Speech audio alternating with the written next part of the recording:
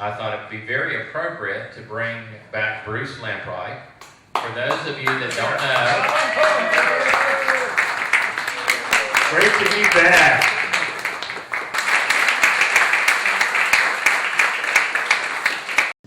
South Carolina is one of those special treasures. We're still finding a lot here, and a lot in this area we're starting to find. So about any time you dig a hole here in the coastal plain of South Carolina, you're going to find something pretty neat. So we'll go ahead and talk about a little bit about prehistory. Of course, when we think about fossils, this is what we think about, don't we? And I know you've been finding some shark's teeth on the cart paths here. You've got some imported cart path material that's come from up around Charleston County that had shark's teeth in it. This is the one that people are always looking for when they think of fossils in South Carolina, the Megalodon shark tooth. It used to be called Carcharodon Megalodon. You know, scientists are always messing with names. They call it Carcharocles Megalodon now. We'll just call it Meg tonight. And these Meg teeth, you know, look at that. A massive fish that was here probably as far back as 30 million years ago, up to about 2 million years ago. And serrated, look at that, just a cutting machine. They used to say, they thought originally that the really big megalodons, the big megs, were close to 100 feet long. They scaled that back to 40 to 60 feet. That's still like a greyhound bus going through the water and feeding on whales. But look at the perfect specimen here.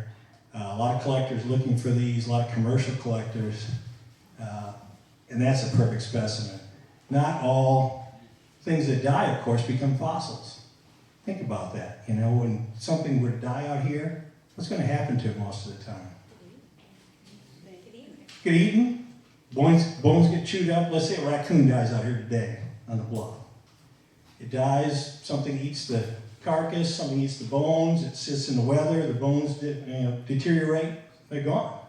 So you have to have some catastrophic event to preserve this as a fossil, whether it's a mudslide, a volcanic eruption, you know, fly ash covering it, earthquake, but it needs to be covered rapidly or otherwise it deteriorates.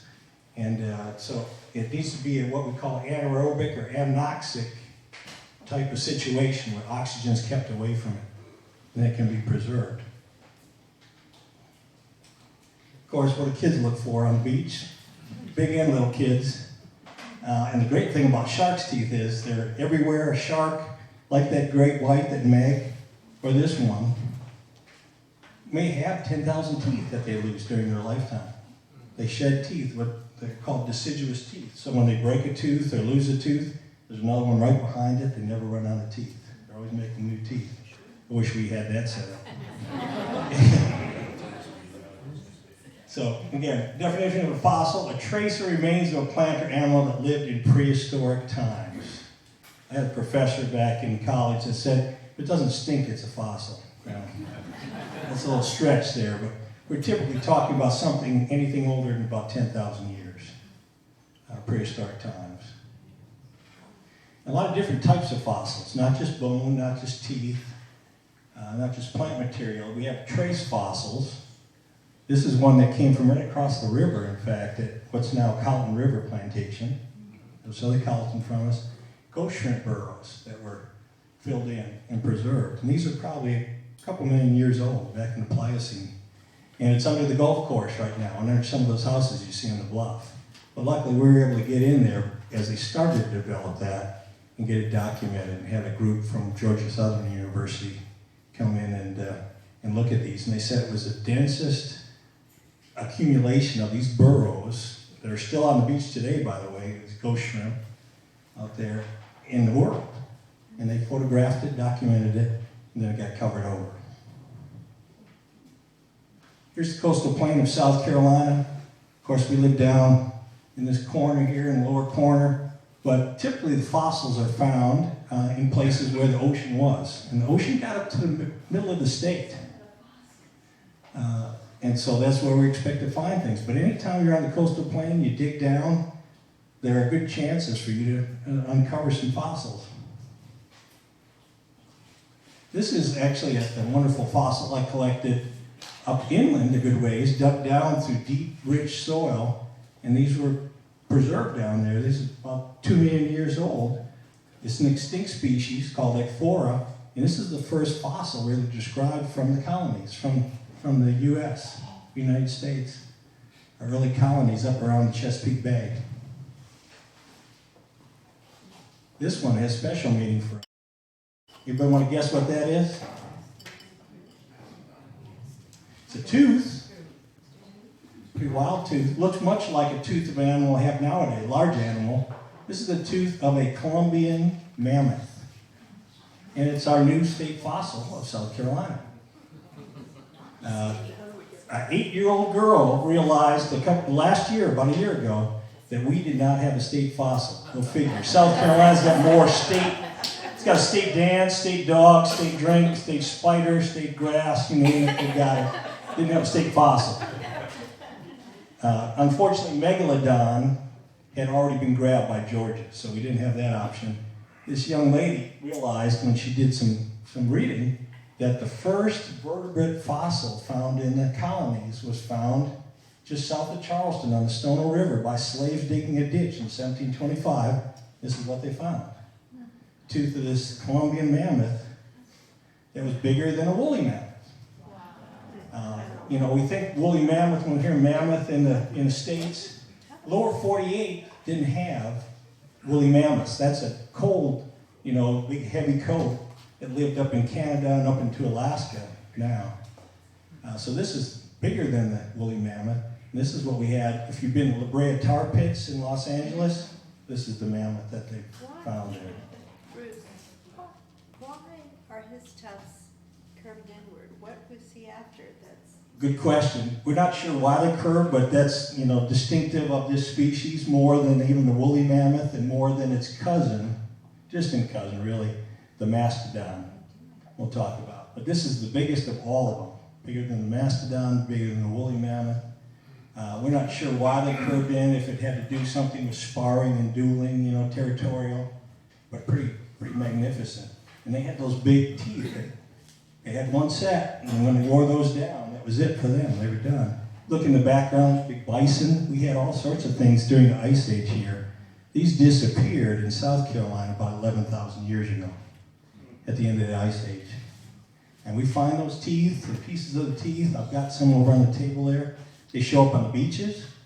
Remember, at one time, at least during the Ice Age, the coastline was 50 miles further offshore. So when the shrimp boats drag off of our coast here and drag up pieces of tusk of this or teeth, that was all, you know, we were kind of foothills, as Chris always describes it. Spring Island was a foothill back then, not on the lower coastal plain like it is today. But we had llama, we had camels here during the Ice Age, we had saber-tooth, all sorts of different saber-tooth mice. How's that?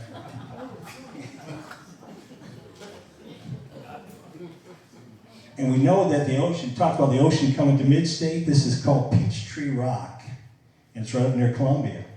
And it's full of marine fossils, shells and all.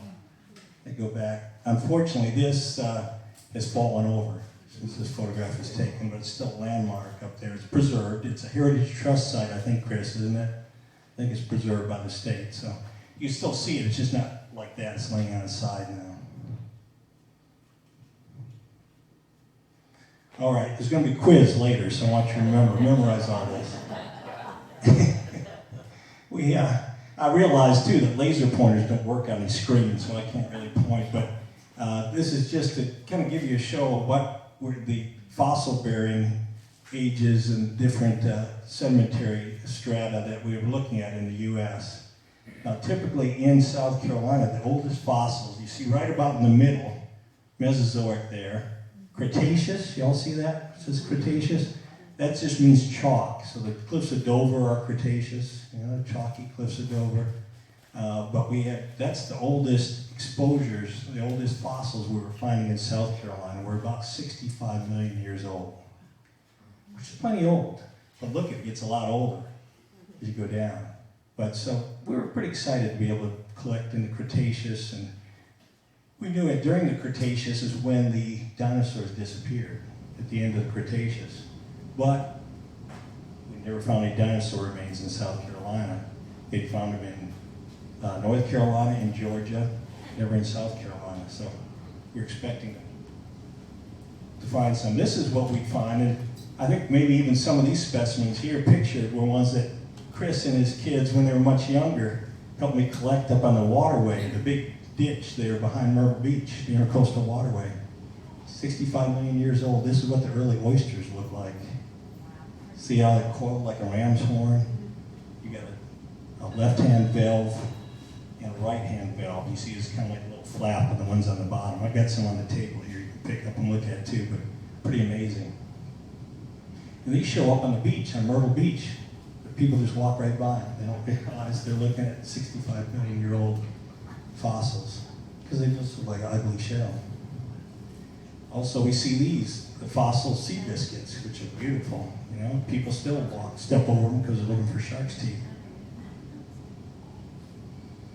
This is what the ocean looked like, what this area looked like, much of South Carolina looked like during the Cretaceous. We had these big coiled, kind of nautilus-looking squid animals called ammonites, and the straight ones that look like a regular squid are just a straight one called a belemnite. If you look in the background, you see those ram's horn oysters down the bottom that form reefs. But those are down deep. Again, those are very old, so unless you've got a deep quarry or happen to dig intercoastal waterway, you're not going to expose those. And here's one of those ammonites that I collected up on the waterway. Beautiful when you look at it in detail. And here's those straight ones we looked at, the belemnites. And they're pure calcite, amber-colored calcite. And it sounds like a wind chime when they hit against each other. Those stick out of the bank along the PD River. You can go along next to them right out of the bank. 65 million year old squid. This is what fed on those ammonites and belemnites and sea turtles, and this is called a mosasaur, so probably closest thing we get to a dragon or sea serpent going through the ocean. These were probably about 40 to 50 feet long. We find the teeth right in Myrtle Beach.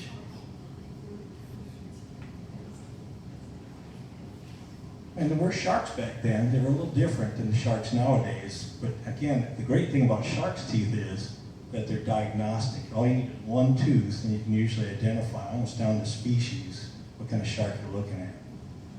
Very distinctive. Crow shark and goblin shark there. Now, a lot of folks think that the lighter or the darker the shark's tooth is, the older it is. It's not true. It's whatever the mineral was that when they were preserved. You can see how light colored that 65 million year old tooth is on the right. Colorful geologic map of South Carolina. Again, to about the middle of the state is where we find most of the fossils. Now you notice that kind of bluish gray streak, the slate belt going through kind of just above the middle. Everybody see that? Can't point to it, but that was a site. I want to tell you a story, a couple of stories here about two women that had a lot to do with prehistory, or interpreting the prehistory of South Carolina. In 1982, a grad student by the name of Sarah Sampson, she was a grad student in geology, not a paleontologist, not a fossil person. She was on a field trip out of USC Columbia, right in that area. And they were looking at it, and she reached down and she picked up a piece of shale and it had something in it. She showed it to the professor. Is this anything? He said, no, he threw it down. Well, she picked it back up and took it, and had looked, and these were trilobites. They weren't quite this nice, but it was this species, Paradoxides. And it just blew everything out of the water, because these are 550 million years old. So quantum leap from 65 million to 550 million. We just didn't know anything was out there like this, that anything that old. And the wild thing about this is we find this very same trilobite in Africa and in Bohemia. Makes you think, doesn't it? We talk about Pangea and the connections, and you think that some people think that parts of South Carolina were actually welded to parts of Europe and Africa and then split off and joined North American continent. But then they went back, and actually she became a paleontologist. How do you like that? After this find, there were a lot of papers, get a lot of, I find that when I Google her name, I find a lot of presentations she's made. And they found about 3 or 4 other species of trilobites right there too, so pretty neat story.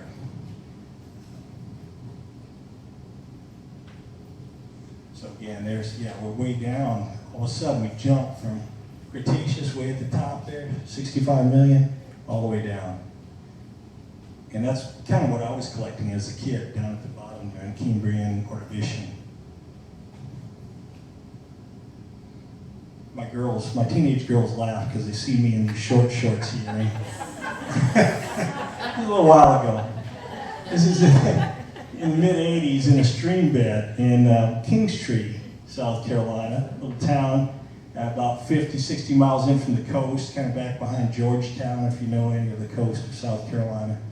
And our top naturalist in South Carolina, Rudy Mankey, I'm sure you've seen him on TV, been here a few times, told me about this site, the stream bed that they're finding shark's teeth in out in the middle of the woods. And went down there and actually talked to one of my mentors, Dr. Bruce Erickson from the Science Museum of Minnesota, a world expert on fossil crocodiles. And he invited him down to South Carolina, and he was looking for remains of fossil crocodiles. And we went to this stream bed, and lo and behold, started to find some fossil crocodile material. We were screening. It's kind of like pounding for gold, all sorts of goodies in there, lots of shark's teeth, walrus remains, everything was jumbled up because it's all mixed, what we call it. Marine. Are you on the right or the left? I still had some dark areas. But it was a pretty special spot to dig down in there and to find all the things we found. It was confusing in a way for paleontologists because you had all this different age materials mixed together. A river had come through at one time and created what's called a riverine lag deposit, a layer of gravel. And all these things, you had relatively recent stuff like whale and walrus and manatee mixed in with some really old stuff. Old crocs and things like that. But it was at this site that later I took a young lady by the name of Ora Baker, so the second woman I want to talk about that made an impact. And she saw things like this. You can guess what this is, right? Coprolite's just a fancy name for poop, you know. And crocodile, yeah. So that was, of course, we can tell. What can we tell by that? It was a big crocodile, right?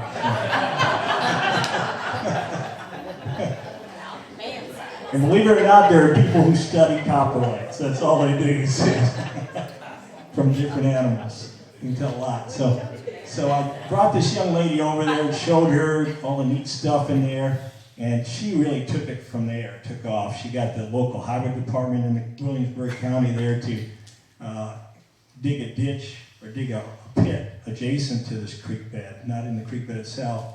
And she would screen and she'd go there every chance she got and found all sorts of neat stuff, but found some stuff she couldn't identify, including this right here.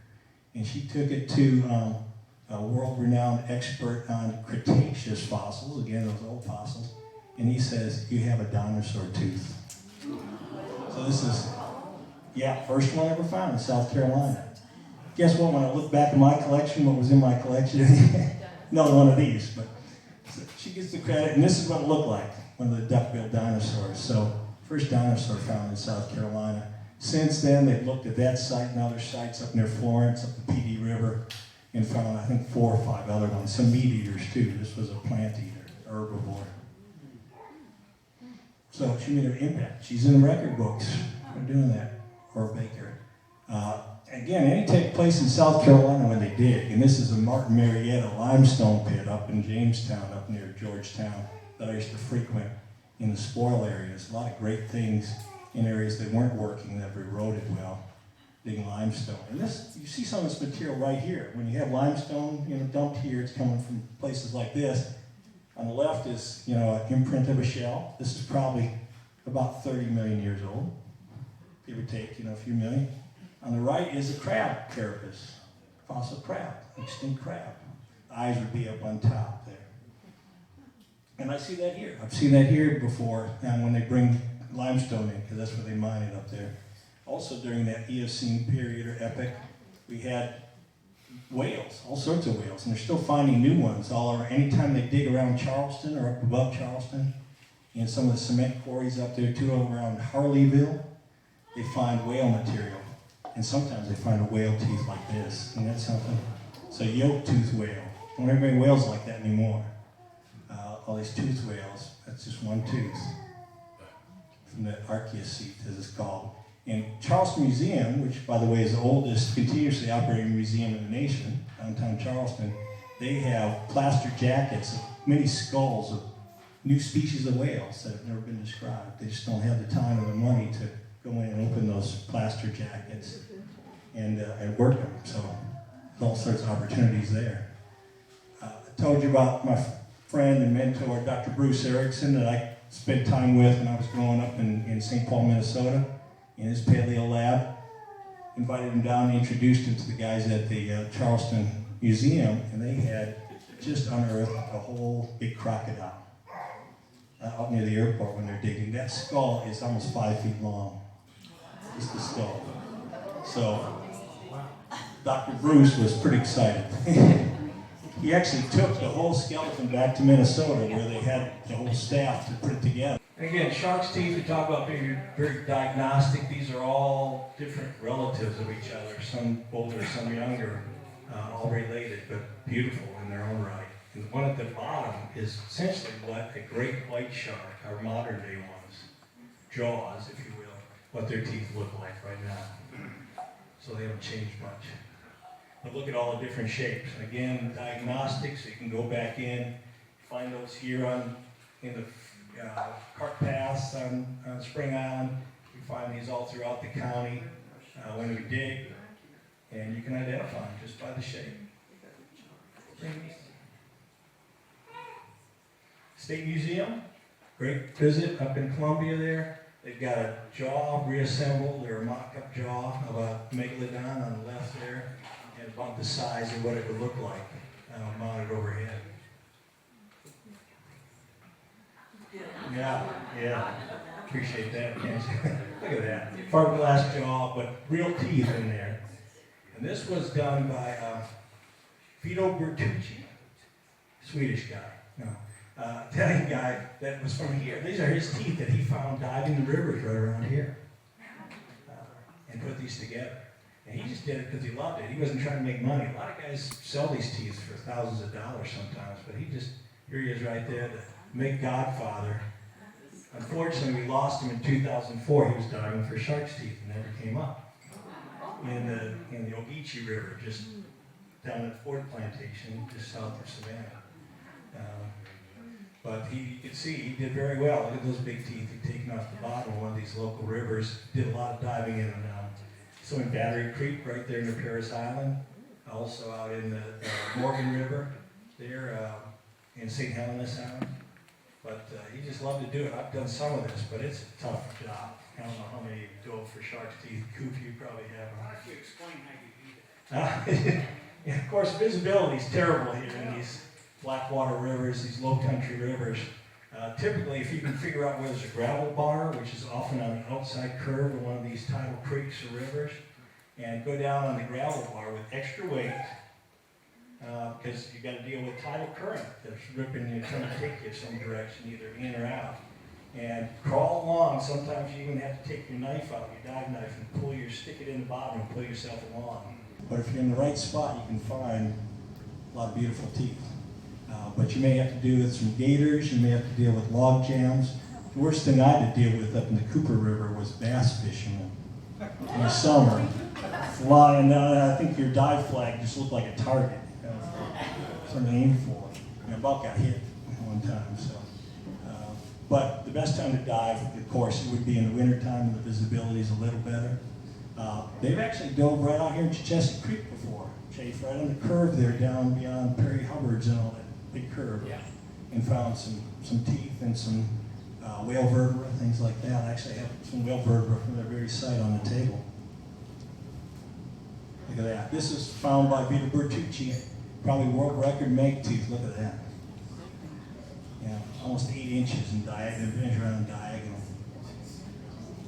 I'm not sure what happened to this. He had a little museum in Port Royal, right down on Paris Avenue, and when he passed, his wife sold everything, so on eBay. So This is one I found. I like my big Meg. This is found in the upper part, not that far from here, straight up Port Royal Sound, doing some sieving up there. And this was a juvenile Meg, of course, a little baby Megalodon. And this looks like toward the back of the jaw. So you have different shaped teeth depending on where they are on the jaw. And this is the site it came from, up in, right off of the Pocataligo River, near Brays Island, where I work. And that's Jim Knight, who at that time was the state curator of the museum, curator of natural history at the State Museum. And Chris, I don't know what that pick is called right there. That's a marsh pick. And it doesn't have anything to do with you. Named after Dr. Marsh, the famous dinosaur hunter. He had a pick just like that. So that's what it's designed for, but works well for this.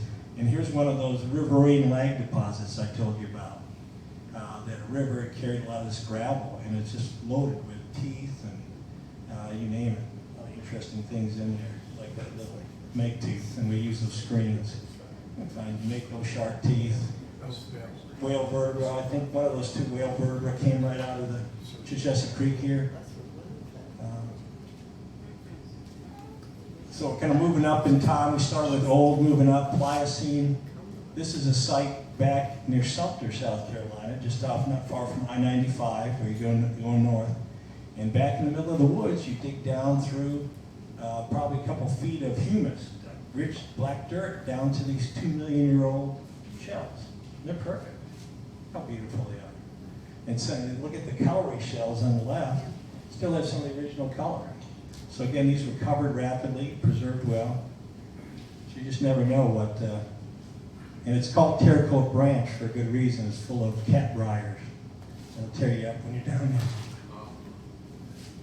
there. Beautiful scallops. These are from a pit dug in North Myrtle Beach, up in Little River area, but look how perfect those are. Pleistocene, one of the most recent, this is Ice Age material we're finding here. There's your mammoth in the background, and it's a giant beaver in the foreground. And there's actually the big skull on the table. Yeah, Chris will hold it up if you turn around and look at Chris. Look at the size of that beaver skull. That would, when it stood up, it was the size of a black bear, about 6 feet tall. You know, and that actually, we had the other species, the modern species, the extant one that's still around, was there too. There's an overlap. So people ask, what happened to all these big animals, what we call megafauna? Where'd they go? I'll tell you about that in a minute. There's our mastodon we told you about. Very different shaped teeth. Remember the big, I've got some resin replicas up on the table you can pick up and handle. Remember that flat grinding surface on the mammoth tooth? That's a grazing animal, much closer to what our elephants look like today, much closer related. Mastodons are quite different. Look at those big cusp teeth. We think that was a browser, not a grazer, so it was handling more branches and twigs and all, get you up with your stuff. And there's that big giant beaver skull next to a modern beaver skull. Yeah. We find those, all these things we find locally. We do find a little bit of wood, and it's beautiful. This palm wood, there it is on the left, raw form, look at it polished. It makes nice jewelry. Got a couple pieces. And leaves, a few leaves, again, that look much like modern day leaves, so they're pretty easy to identify. Now we got some strange animals in the Ice Age, Glyptodon, relative of our armadillos, but this was the size of a Volkswagen Bug. Imagine that going through. It wasn't a meat eater, thankfully, it was a plant eater. Some folks even have conjectured that early Native Americans that were here during the Ice Age used these shells, the exoskeletons, for huts. I don't know, stretch, but look at that. These were around when man was here. And Native Americans, the giant ground sloth stood 20 to 25 feet, or 22 feet high. And they find those, the remains of that. I've got a claw of one up on the table there. That's what the teeth look like. Big, heavy. You know, again, browsing, they could just stand up. and pull branches and leaves off trees. They didn't have to do much. We did have saber-toothed cats here, and this is what I was going to nominate for our state fossil until that little 8-year-old beat me out. Because Jim Knight, who you saw in the earlier photo, visiting me up at Braze Island, he had found 4 of these skulls at a place called Camelot, which is in the cement quarries up above Charleston, because they found a lot of camels there, so fossil camels. So Camelot, they found 4 of these skulls. Isn't that beautiful? And this Smilodon, great name, this is Smilodon Fortalis. And they're same one, same one they find in La Brea tar pits. And boy, that would be a great state fossil, I think.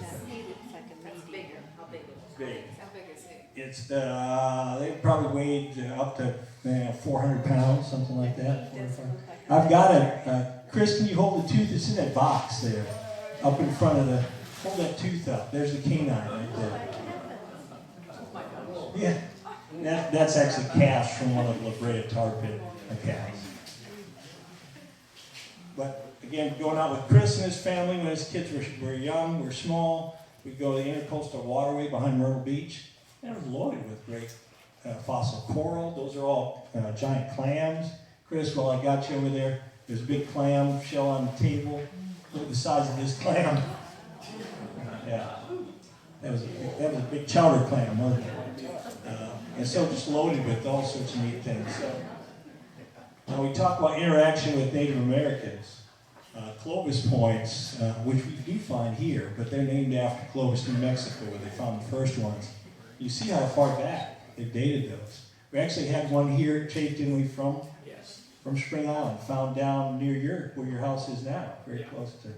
The only one found on Spring. Down near the river.